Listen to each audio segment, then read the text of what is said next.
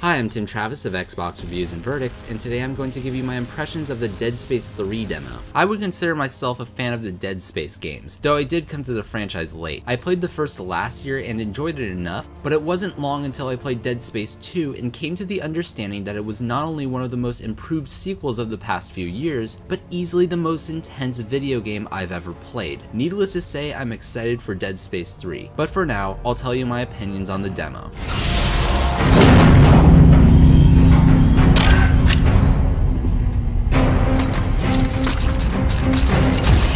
The demo begins after Isaac crash lands on the snowy planet of Tau Volantis, presumably during an expedition to find out how to stop the necromorph threat. The demo is roughly 20 to 25 minutes long and is mostly combat, though there is one instance of minor puzzle solving. The demo is very forgiving. You can only play it on the normal difficulty, and you are given plenty of ammo and health packs, so you won't get the I'm about to die feeling horror games tend to provide. This is the first Dead Space game you can play cooperatively. Though there is no split-screen co-op, you can play together online with friends or in matchmaking. I can't give you the best opinion on the co-op because, as said, the demo is very easy, so as of right now you won't have the backs to the wall we're totally screwed feeling, all the while barking ideas of how to get out of that situation. But in the main game, when the intensity should be ramped up, anyone who is a fan of Resident Evil 5 co-op might want to check this out. But unlike that game, the main character's co-op partner, in this case John Carver, won't fight alongside you as an AI in single player. The other big addition to the series is weapon crafting. You have limited access to this feature in the demo chapter, but you have free reign over the feature in a separate mode that gives you a firing range to test out your creations. It's a simple to use feature. You choose whether you want a one or two-handed weapon, then what kind of primary firing mode you want, and optional alt fires and upgrades,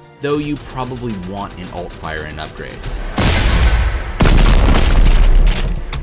This could make for a fun metagame in the full game, but it comes at a cost. The actual act of firing these custom weapons just doesn't feel as fun as the guns that were in Dead Space 2. Sure, you can try to replicate the pulse rifle, but it doesn't feel as fun as that Dead Space staple used to. And it also seems that ammo is universal, which I worry could make certain elements of the game a little too easy, but it's hard to say. Another thing I feel could be a blessing or a curse is the environment. Dead Space 2 had some of the best interior levels I've ever seen. This frozen landscape may or may not complement the gameplay in the full game like Titan Station did in Dead Space 2.